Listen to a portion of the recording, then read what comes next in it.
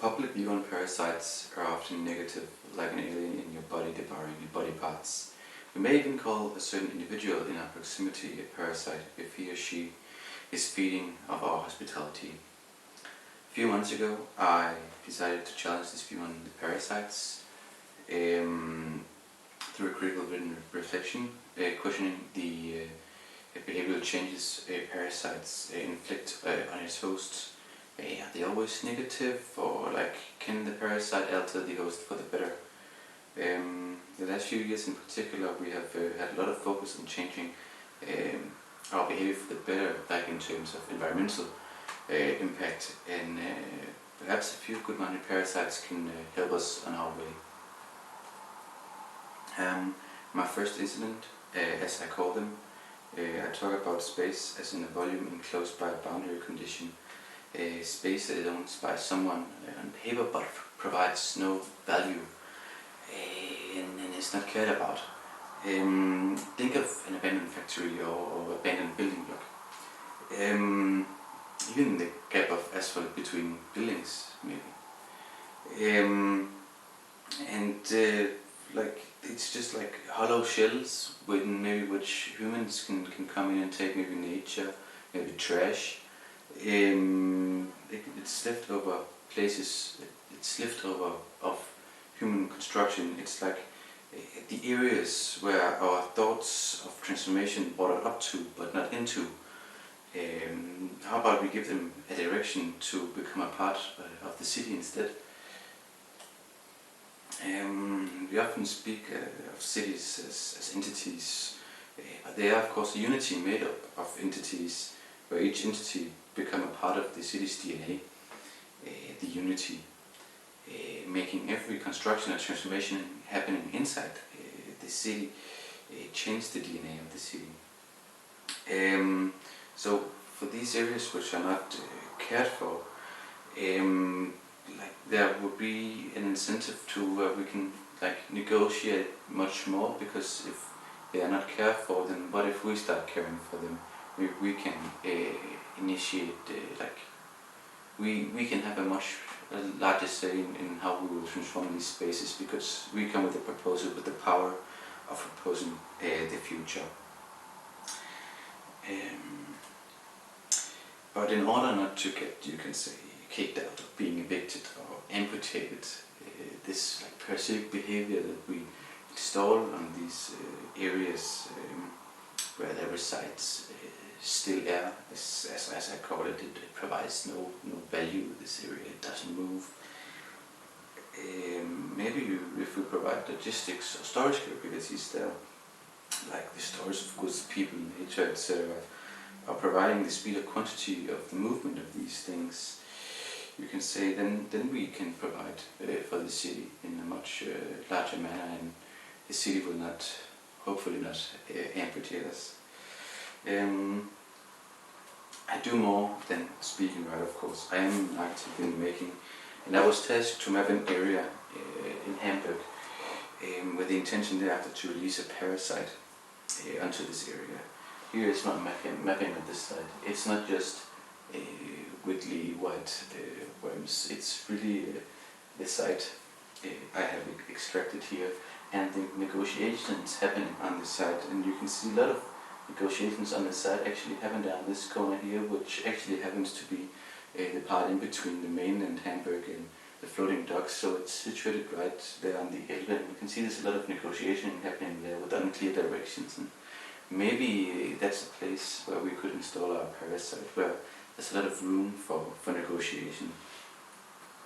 My second incident tells us of a construction, a parasite that limits space. And you may say, isn't that contradicting to the first incident? Hear me out for a minute. It limits the space in which sapiens finds opportunity. In the space we would have transformed to pave the way for new roads, housing blocks, factories, anything like that. It wants to force us, perhaps guiding us, fits better, to use and explore all of this still air we already have created, transforming the leftovers of our already constructed reality. And you can say us as humans, as a parasitic flock, because we can't really live anywhere else than where we do now on this planet. we are already trying to transform our built reality into a greener one to sustain this relationship with solar and wind power and so on, but it's not nearly enough to supply current demands. Nuclear energy can be applied almost anywhere, but what we're seeing now in Germany is that they're phasing out these nuclear power plants because people are afraid to live too close to these power plants. But what if we could place these power plants without any neighbors in a 50-mile radius, out of like the safety zone of nuclear power plants? You know, maybe in the middle of the ocean, where we could have small pods or ships gather the energy and sail back to the cities, perhaps. Like it could be one of the methods we could use to reach the 2050 European carbon neutral goals. You can say if this was a success, it's basically just you can basically just ship a power plant to anywhere else in the world, having the more developed nations help the less developed nations by shipping a power plant to them. And you can say I believe this to be a tool to start this backwards equilibrium that we need in order to catch up to the climate change and keep it down, and making sure we extend our relationship with our planet for as long as we can. But in order to install such a tool, we have to avoid what other parties seem necessary, like to limit humans, to limit sapiens in the way we live. And let's be real for a second, limiting sapiens have never really worked. You have tried people limiting people, never ended well. You had gravity trying to limit people, now we're flying in the sky. So you can say to limit sapiens is only like a challenge or a goal to be broken. We want ourselves to be limitless. So one might ask, how can we limit the ones that want to be unlimited? My reply would be to that is impossible, but maybe we can affect the way in which people become unlimited in ways that serve our goals. Before we get started with my third and last incident, I want to address behavioral change in humans. In the history of our species, at least for the last 2,000 years, I can only think of two things that have made humans give up territory in space. The one is violence, or the promise of violence, and the second one is accumulated labor or wealth, money.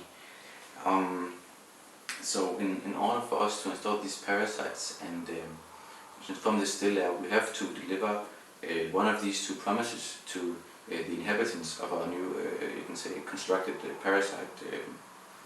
And I myself personally prefer the second option. I prefer to give the inhabitants wealth, no violence. And now onto my. Actually, I want to show you something.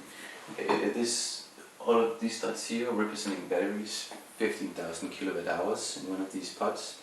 It's about 30,000 Danish kroner worth of energy stored in these. So you can see these things can hold a lot of energy and earn you a lot of money. And now on to my third incident. If the entities in a city need to be part of a unity, I think it's fair to question whether these entities are self-dependent or whether they're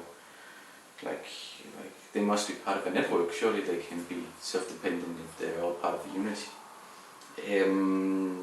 More like a collective together forming a unity, you can say.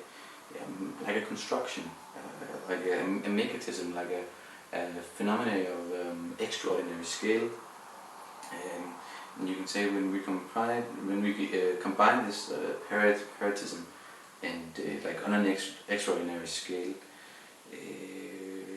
and we need to do that larger than we have already to transform all of this still air in all of these leftover parts in our cities, in order for us to optimize our living spaces and future living spaces. I'll read you an example I had in mind. We must create these new parasites to change and to adapt to our network. The parasite is a machine that takes up still air, as seen here on the Elbe River. A machine which can act as a living infrastructure to provide an energy bridge between floating nuclear power plants and the cities that consume it. A machine which can provide an alternative for a home to attract capital. A machine which can empower movement and flexibility. A machine that creates you wealth and only costs money at your choosing. A machine that frees up limits for its inhabitants. These machines here, I believe they can give it to us. They can sail from our cities to the ocean, charge on the floating nuclear power plants, and sail back in 8 hours while we sleep. They can nest together in flocks while we do our business in the cities, just laying there on the river without costing us rent, let's say for another 8 hours. Then when we wander home, base to get back to, let's say for 8 hours, they can attach to homes which can be rented by the hour while they discharge the stored energy, paying much more than the rent of the place, actually paying for itself. The machine just carry the basics, but if you want a dining hall for a Friday night, a home sitting on a Saturday night, that is all possible to come by, much more both bullet and environmental friendly than before. It removes boundaries and limits for the inhabitants, strengthening their economy and freedom while providing clean energy to the city in which they discharge the energy. Who's going to mind having a small shimmering floating gypsy camp on the river if that camp provides the city with clean, safe electricity? Thank you all for listening.